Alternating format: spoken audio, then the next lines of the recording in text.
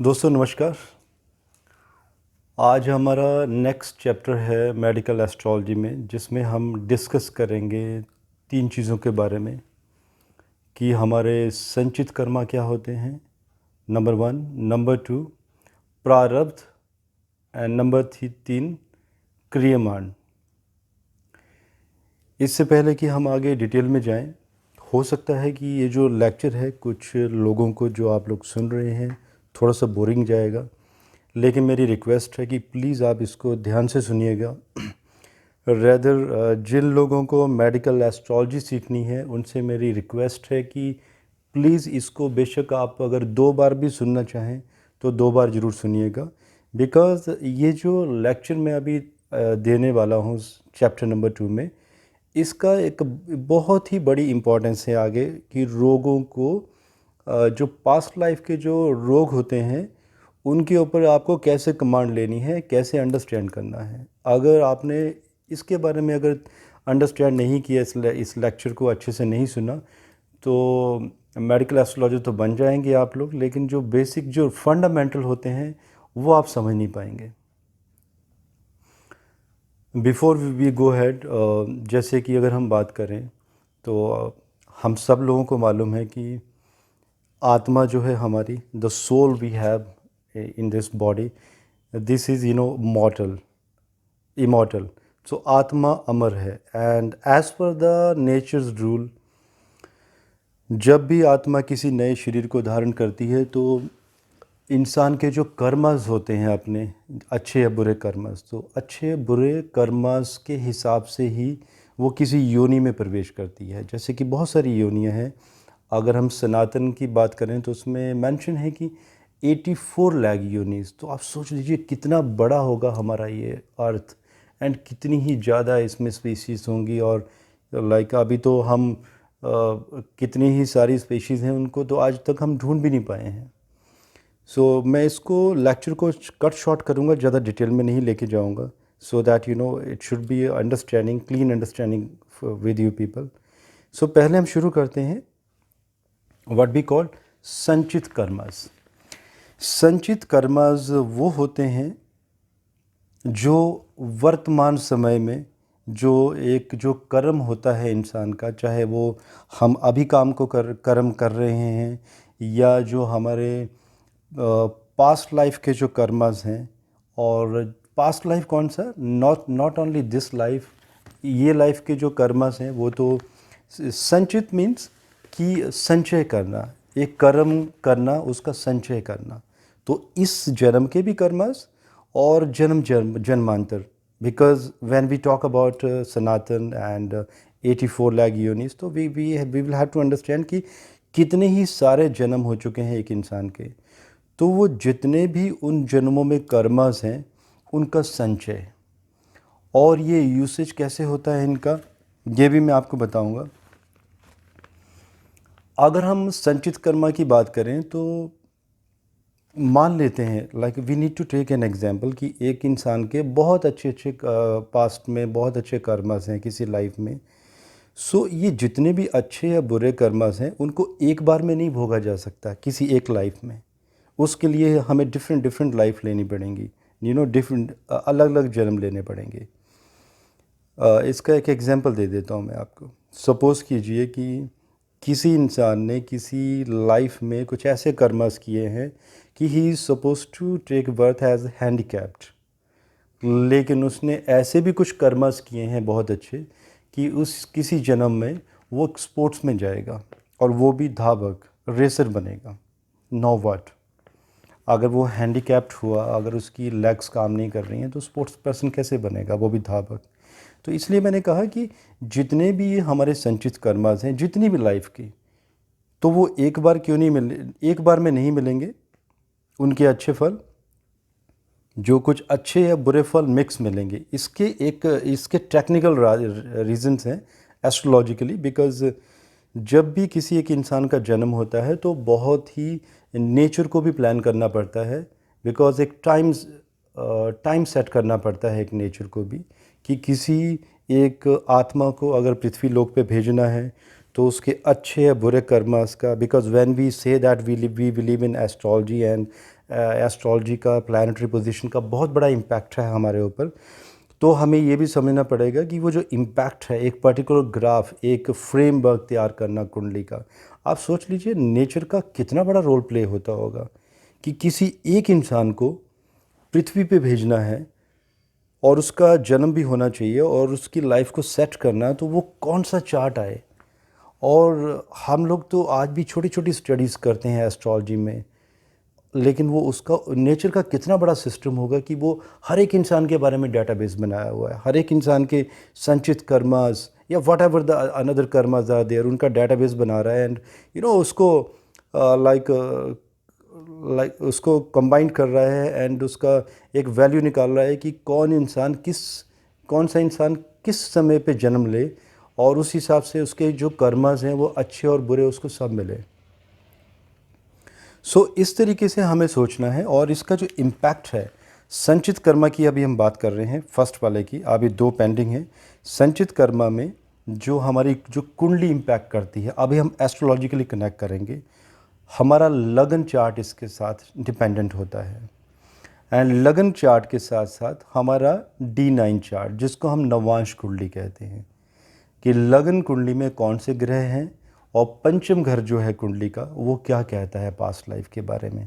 Because लगन कुंडली में ही कुछ ऐसे योग उस पर्टिकुलर इंसान के होंगे जिससे ये पता चलेगा कि आप वो वहीं से ही एक फोरकास्टिंग की जा सकती है पहले से ही एडवांस में ही, कि सपोज़ 2020 में किसी का जन्म होता है तो आज से 50 साल के बाद किसी को पैरालिसिस तो नहीं आने वाला है, अटैक, या कोई नीज़ रिप्लेसमेंट, या कोई एक्सीडेंट, दुर्घटना, सांप का काटना, तो ये पहले ही फोरकास्टिंग हो जाती है। उसके प्रॉपर योगाज होते हैं जो कि D1 मीन्स लगन चार्ट में नेचर बना के भेजता है, और जिसको कि हम मेडिकल एस्ट्रोलॉजर्स पहले ही फोरकास्ट कर देते हैं।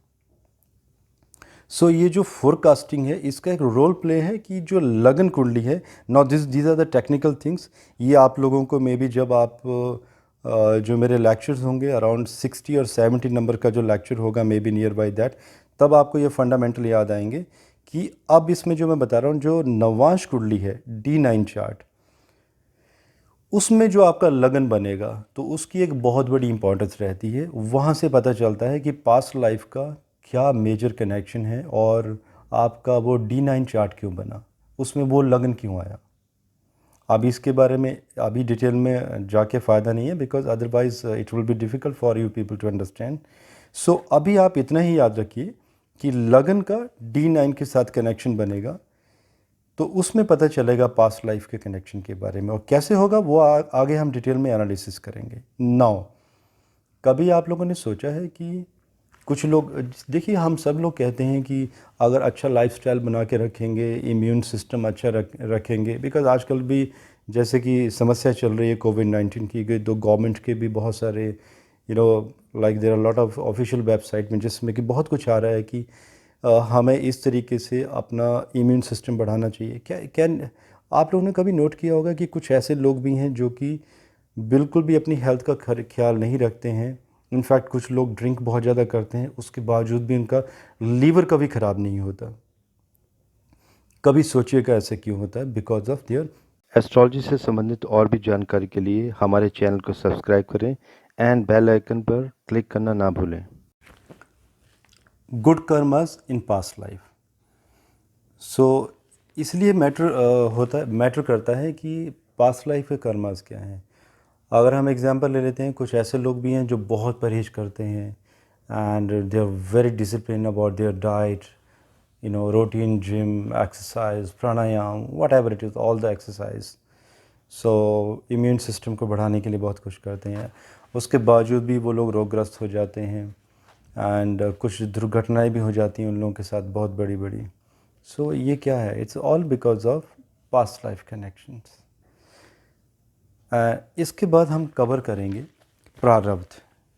हमने अभी जो कवर किया था वो था संचित कर्मा, अब हम प्रारब्ध करने वाले हैं कवर। सेकेंड नंबर पॉइंट, प्रारब्ध वो है संचित का ये वो भाग है जिसका फल प्रारंभ में ही मिलना शुरू हो जाता है, और ये वो है जिसको हम एस्ट्रोलॉजिकली हम कनेक्ट करते हैं इसका भोग्य काल कि अगर कोई देखिए इसका भी कनेक्शन संचित कर्मस के साथ ही है, प्रारब्ध का भी।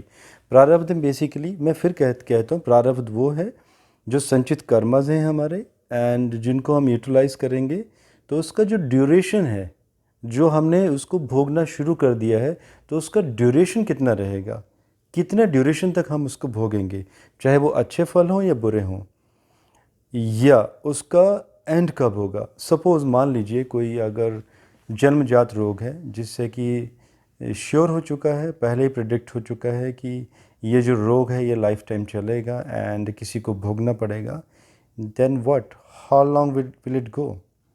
तो ये जो है वो प्रारब्ध में आएगा और इसको कुंडली में दशा अंतर्दशा से कनेक्ट किया जाता है टेक्निकली। तो अभी तक आप ये याद रखिएगा कि प्रारब्ध को दशा और अंतर्दशा से निकालना है। Now the third point is क्रियमान। ये वो है जो अभी हम कर्म कर रहे हैं, जो करंट अभी हमारे कर्मस हैं, एंड जो आगे हम उनको करेंगे ये कहाँ पे ऐड होंगे, संचित में। मीन्स जो हमारे अच्छे और बुरे कर्मस, इसलिए तो कहा जाता है कि हमें अपने कर्मस को ख़राब नहीं करना चाहिए, otherwise karma will come in front of us. So क्रियमान वो होते हैं। क्रियमान में भी ऐसा कुछ होता है कि कुछ ऐसे एनवायरमेंटल डिजीज़ होते हैं, जैसे आप पैंडेमिक कह लीजिए, एपिडेमिक। तो ऐसे जो रोग होते हैं वो खाने पीने की लाइक कुछ ऐसे डिजीज़ जिनका कि हमारे फूड के साथ भी कनेक्शन होता है, अननेसेसरी फूड का लेना, तो उसकी वजह से भी कुछ रोग जो होते हैं वो इंस्टेंट बन जाते हैं, इंस्टेंट कर्मस के साथ। लेकिन अगर इनका हम कनेक्शन देखें, क्योंकि इनका भी कनेक्शन पास्ट लाइफ के साथ है, और ये जो पास्ट लाइफ का जो कनेक्शन है क्रियमान में और वो ये जो रोग होते हैं क्रियमान के, ये टेम्परेरी होते हैं, थोड़े टाइम के लिए, शॉर्ट डिजीज़। लाइक जैसे कि कुछ लोगों का फीवर हो गया 15 डेज़, कफ कोल्ड ख़त्म ही नहीं हो रहा है, एंड मान लीजिए कोई स्मॉल कोई चोट लग गई 10 to 15 डेज़ के लिए, तो ये क्रियमान में काउंट होते हैं। एंड इनको जो हम निकालते हैं एस्ट्रोलॉजिकली, जो कैलकुलेशन होती है वो निकाला जाता है नंबर 1 प्रश्न कुंडली से, एंड नंबर 2 गोचर देखा जाता है इसके बारे में। सो ये दो चीज़ें आप लोगों को याद रखनी है, नंबर 1 प्रश्न कुंडली, नंबर 2 गोचर। सो ये दोस्तों हमारे 3 टाइप के कर्मस हैं। अगेन नाउ अगर हम क्रियमान की बात भी करें, तो ये क्रियमान में जो भी हम कर्मस करते जाएंगे ये अगेन संचित में ऐड होंगे, संचित वाले प्रारब्ध में यूज़ होंगे, एंड प्रारब्ध में टाइमिंग होगा और क्रियमान। सो इनका आपस में इंटरकनेक्शन बना हुआ है। सो आज के लिए इतना ही, एंड नेक्स्ट जो हमारा लेक्चर होगा उसमें हम टेक्निकली अब कुछ कुछ शुरू करेंगे धीरे धीरे।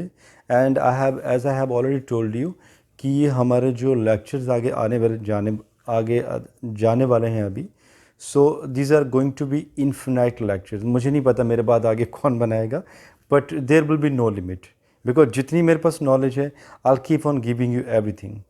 सो चलिए नमस्कार, एंड जल्दी मिलते हैं नेक्स्ट लेक्चर के साथ। धन्यवाद।